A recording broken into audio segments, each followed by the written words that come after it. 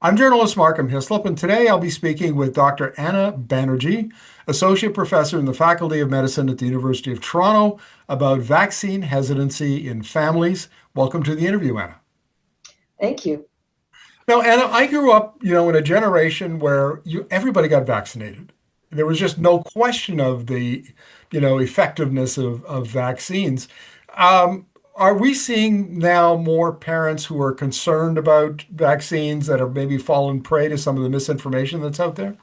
Absolutely. And it's very concerning that a lot of people are paying attention to social media from people that really have no background in science or medicine. So that's very concerning. Yeah, I mean, we see, Robert Kennedy Jr. in the United States is, the Secretary of Health, a notorious anti-vaxxer. But you're saying that people here in Canada are getting it through social media. How prevalent do you think that is? If you could put a percentage on the number of people who hold hesitancy vaccine views, if you give it a stab?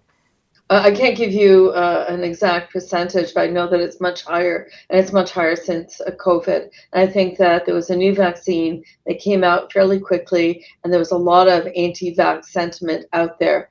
And so when you have people like Robert F. Kennedy saying that you can't trust vaccines, vaccines are no good, you shouldn't get this vaccine or that vaccine, or that vaccines can cause problems in pregnancy, etc., then a lot of people are saying, well, wait a second, like maybe there's something that is inaccurate, and maybe I shouldn't believe what I'm being told. So I understand how parents can be skeptical, but really the reason why we live to our 80s is because food, sanitation, clean water, food, sanitation, and vaccination. That's why we're so alive to this point. And if you travel anywhere around the world where they don't have, vaccination, you see that little kids dying of vaccine preventable diseases, and it's not made up stories. That's a fact all around the world.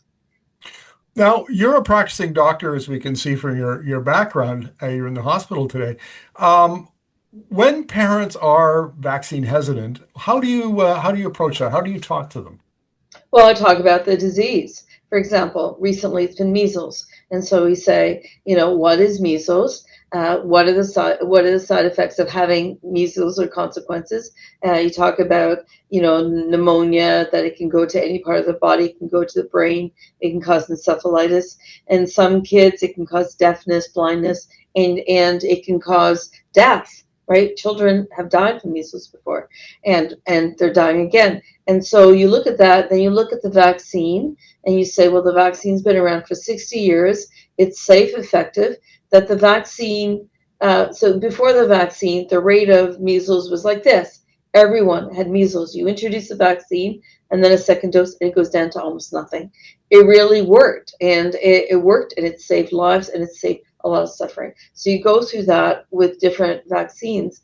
And the reason why those vaccines are there really is to prevent morbidity, suffering, and death.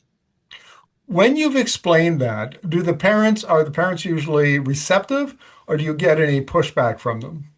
Most of the parents that I talk to are receptive, myself being an infectious disease specialist with some expertise in the field. And what else? What are the kind of information are they looking for? Do you send them home with some pamphlets, with some links to studies? What kind of Yeah, information? usually I go to websites that are reputable with information, and what I try to do is be as factual as possible. Give them the information. Are there side effects? How often does it occur? No, this vaccine does not contain mercury. There's a lot of, and some of the misinformation that they'll say, okay, well, measles vaccines causes autism. Well, there's no link, right? There was a paper that was withdrawn, and that was really factitious, that said that there was a link, and there's no link. And so I challenge some of the misinformation and try to counteract that with evidence. And what I say is I wouldn't do a Google search, just blindly, because you want to go to the source. Where does this information come from? Is it based on a study and then it's given by some department that's an official medical or scientific channel, or is it someone's opinion based on a blog somewhere that's been amplified? So where is it coming from? And I think recently, well, since COVID and since Donald Trump and JFK, J, yeah, RFK. RFK, sorry, that there's been an attack on science. And so we need to say, do we want to be a population that believes in science, believes in the studies, or do we want to believe the hearsay, the made up stories, the misinformation? And I think most people, I'm assuming that the majority of people want what's best for their child. And that a lot of that is based on, it should be based on science and evidence and facts and inaccuracy. If a vaccine is associated with certain side effects, then we need to say that. But in general, vaccines are extremely safe and it saves lives. In your practice and when you're making the rounds in the hospital, I assume you're seeing more kids coming in who are unvaccinated. Are we going to, is it likely to, if this continues, that we're going to see other childhood diseases that have been eradicated come back? Absolutely. We're seeing it right now. We're seeing surges of measles. Normally, we get like maybe 20 cases of measles a year, if that. It's almost zero, but it's usually imported, like people traveling, coming back. Now we're over 2,000.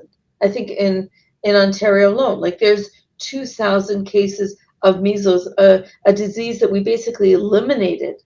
Uh, you know, a couple 20 years ago or 25 years ago, and now it's come back because people are not getting vaccinated. So we're seeing these resurgence. What other kind of diseases are you seeing that are making a comeback? Measles, we've had episodes of mumps, um, we haven't seen congenital rubella yet, a surge, but if women are not getting vaccinated, then that's going to come back. If they're saying now that they don't recommend the influenza vaccine, there are going to be lots of elders or people at risk that are going to be dying from influenza, something that's vaccine preventable. Healthcare providers are supposed to get the influenza vaccine every year because we can share it with our patients. And so if we don't have the proper influenza vaccine, then there's going to be more transmission within hospitals and between patients as well. That I'm kind of curious about that because we saw during the COVID pandemic that there were some health workers who refused to take the vaccine. Nurses, for example, which seemed very odd. Are we seeing that with the other types of vaccination? No, because we have rules here. For example, I'm immune to measles, but part of the hiring process is that you need to have certain vaccines because we are at high risk of getting certain viruses and giving it to our patients. And so it's a occupational safety risk plus it's a risk to patients. So hospitals, most hospitals that I'm aware of, mandate that we have certain immunity to certain viruses like hepatitis B, measles, and we need to have proof of immunization. Where can parents get their children vaccinated? Can they just go into a pharmacy? Do they have to go to their doctor? What? So it depends on the kind of vaccine. Like COVID vaccine, it was an influenza. It's in pharmacies. Most of the other vaccines, like this childhood school vaccines, they're given by the primary care provider, so physician, nurse practitioner, nurse, etc. But there are also public health clinics that can do the vaccinations. There are many people now that don't have family doctors, and so they may go to public health units, especially during an outbreak, for example, measles. That a lot of the health clinics have been setting up measles vaccination clinics to try to rapidly vaccinate the unvaccinated kids. Just out of curiosity, because I think every province has a doctor shortage or healthcare worker shortage. If a family doesn't have a general practitioner, the doctor of their own, is that more likely to lead to vaccine hesitancy because they're not getting information from an early, when their kids are really young? It leads to more kids being under vaccinated because of access. And then, access could be you don't have a doctor, you don't understand the system, you don't have the language, you poverty, transportation, all of those things. Vaccine hesitancy, not quite so much. It's more the social media and the information that's out there, the misinformation that's out there. But, a doctor or nurse can counteract a lot of that misinformation. And without a primary care provider, you may not have access to a trusted person that you can talk to about your concerns. Anna, thank you very much for this. It's been very useful. Thank you. My pleasure. Thank you.